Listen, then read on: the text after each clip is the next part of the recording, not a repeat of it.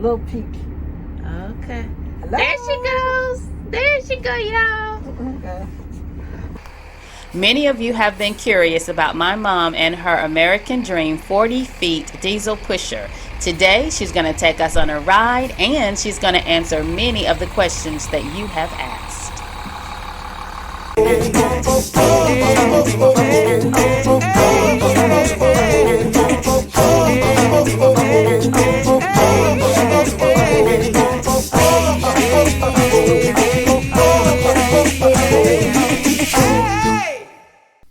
Remember to subscribe and click the notifications bell if you enjoy the content on this channel. Now, let's get started. So my mom's American Dream is named Pearl, and before we take off, I'm going to give you a glimpse of its beautiful interior.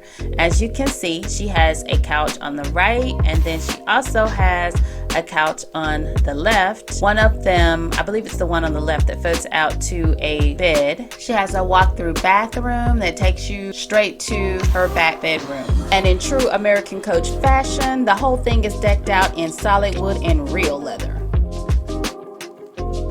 Get out and get the gate. Oh, I got to go get the gate.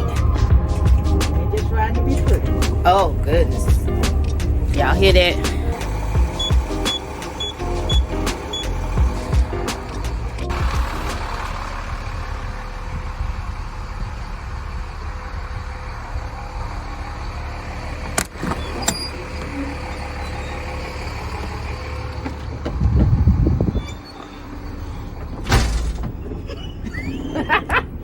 That's right, I got my shades on. You know that's what I was going to say. You got your shades and your mask. Okay. Is that better? That's much better. At least we can see your eyes. Oh, Lord. Okay, we're going to get a inspection today. All right. So I know this look crazy, so I give it a little peek. Okay. Hello? There she goes. There she go, y'all. A lot of people have made comments and are very curious when they see me and my mom driving our RVs, especially mom, because she drives a 40 feet diesel pusher, and when I tell you she can handle this thing, you will see that I was not playing. The way we see it, ain't nothing to it but to do it.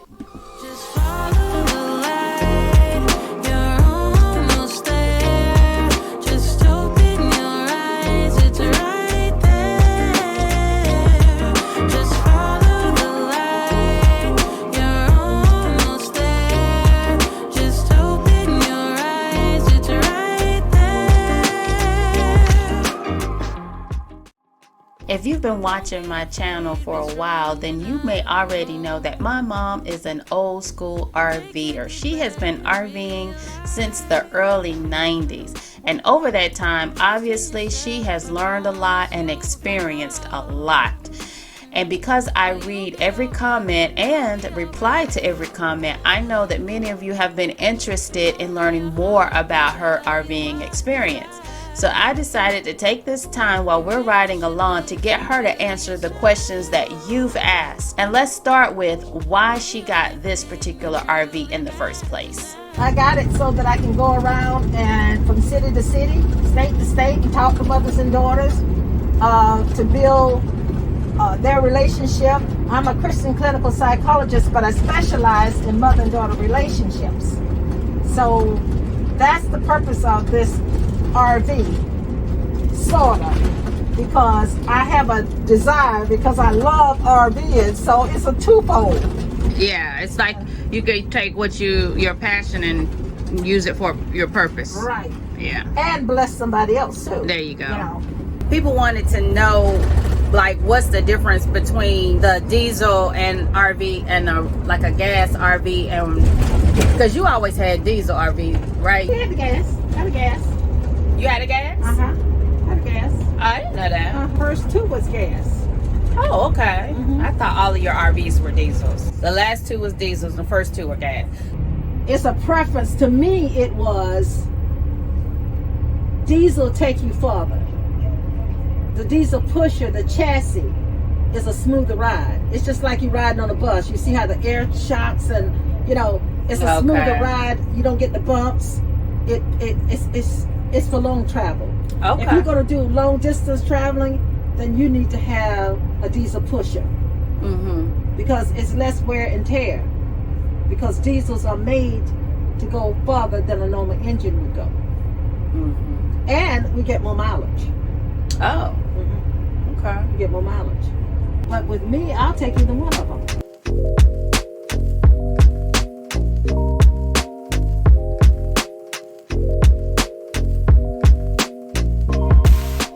We were running a bit behind making it to the dealership for our inspection appointment, and traffic started to back up. One of the tricky things about driving an A-Class RV, especially one so large, is navigating through traffic. A good thing is that Mom does have cameras that can help.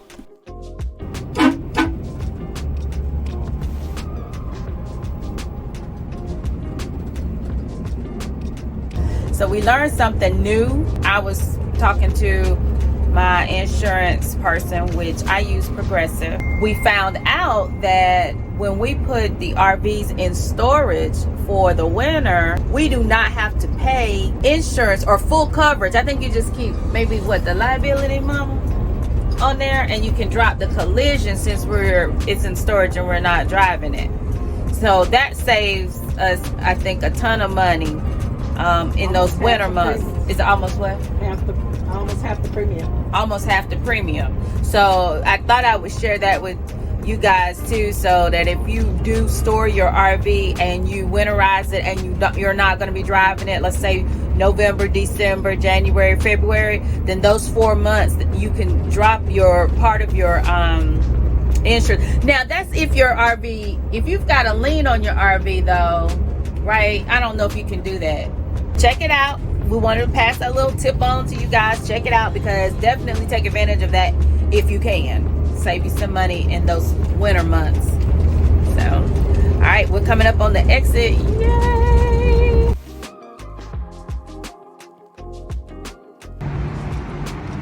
That's gorgeous. The Allegro bus. Yeah. That's Vegas nice, isn't it?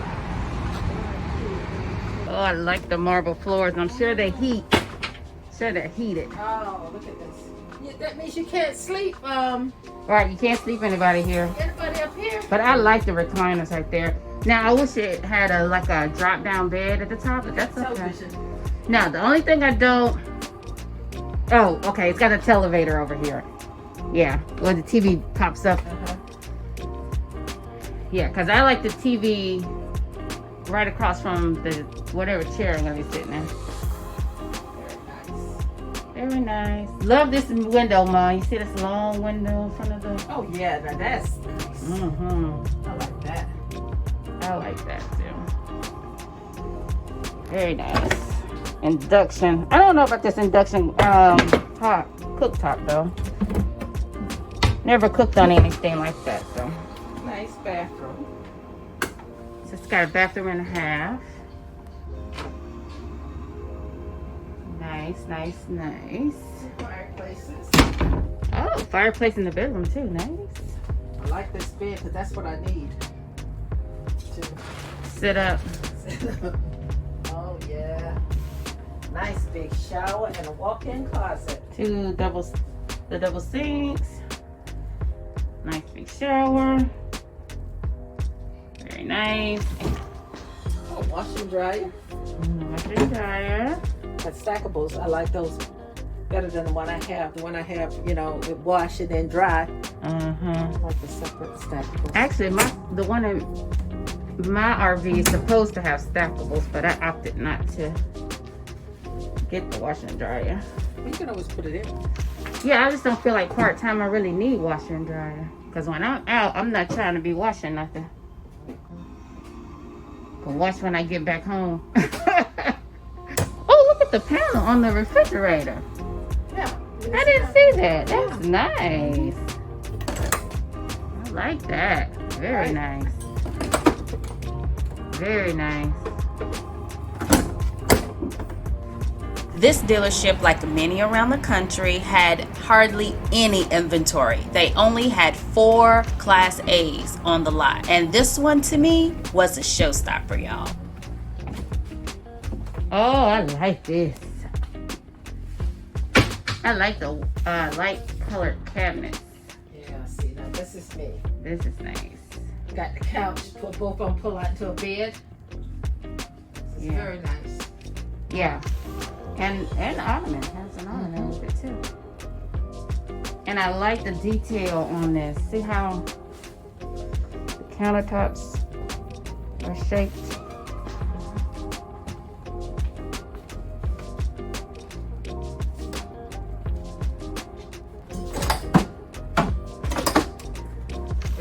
I really like the panels they put on there. Uh-huh. That is so nice.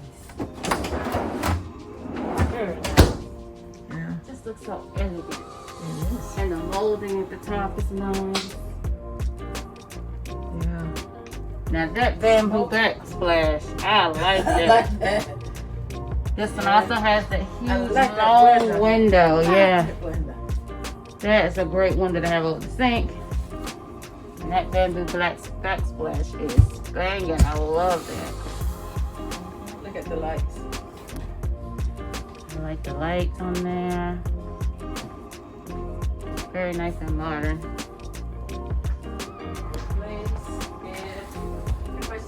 Yeah, it's the same setup as the other one, just different design. Fireplace. Nice headboard. And I like the sinks. Washer dryer. Oh, that one's different though. The washer and dryer is this way. Okay.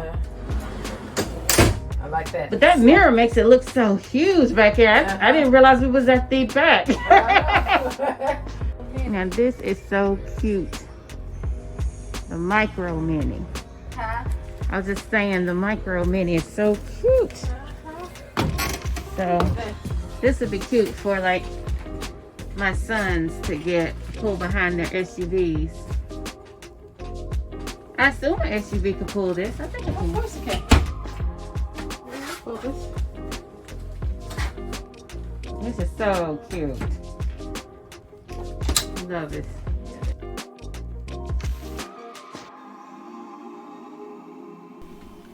We got Pearl inspected and now we're headed back home. And on the drive, I get Mom to answer more of your questions. People have asked on my channel about women driving RVs. And some of them are saying that they haven't driven the RV or they were, you know, just getting started to learn how to drive. You got any advice for women RV who are wanting to drive an RV who've never driven one before? The only advice I can give them is that you first got to make up your mind that you can do it. Yeah. That's the first thing. Make a decision.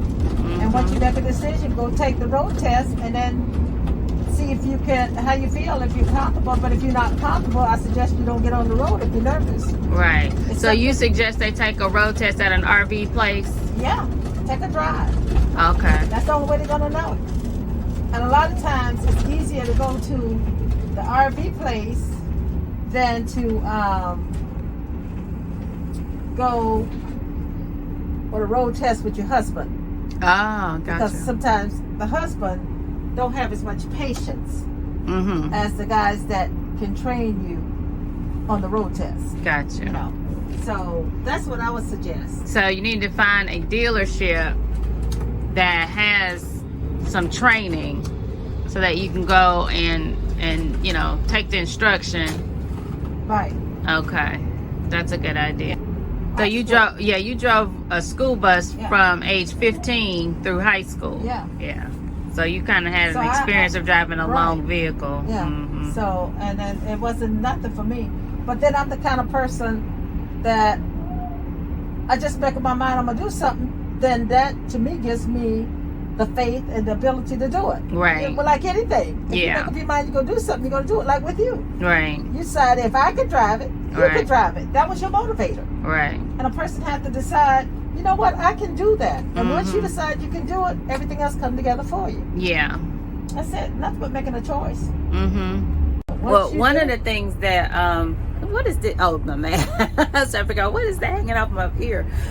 One of the things that I always say to people who ask me about driving an RV, first of all, most people want to know, do you have to have special credentials? You have to have special license, and you don't have to have special license to drive an RV. You don't have to have CDLs, or you really don't even have to have special training. Even though Mom's suggesting that you get it, she's saying that for your own experience, to gain experience driving and feel comfortable riding. But by law, you don't have to have any special license. So a lot of people think you're supposed to have some kind of endorsement. That's not true. But the other thing that I always say to people is who've never driven an RV is the main thing is just practice. Go to a parking lot or somewhere where there's not a lot of traffic, and just practice driving straight, making turns, and looking at your axle. Always check your mirrors for your back axle, which is your back set of wheels. That's your back axle for those who don't know. And once you clear your back axle in a turn, then you're generally going to be okay. It's going to be a smooth turn for you. So that's mainly to me was the most tricky part of driving an RV, was the turns. But once I understood to watch my back axle as well as your front end, then it was easier for me to drive it. I'm glad we're not over there in that traffic on the other side. My goodness.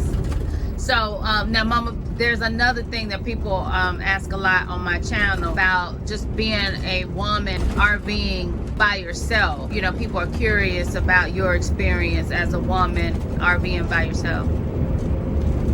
I have a problem with it.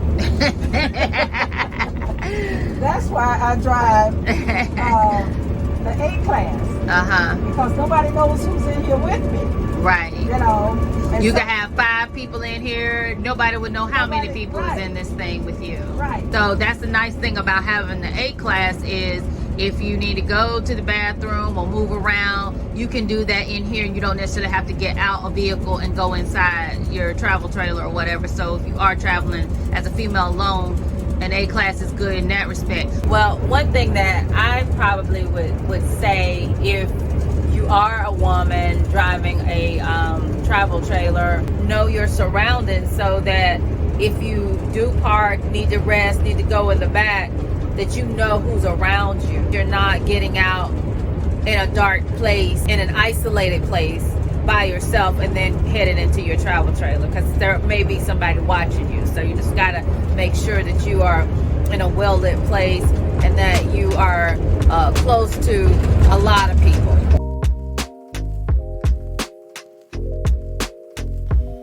Well, we had fun. It was a beautiful day, a nice time to ride out with Mom, and now it was time to take the RV back to storage.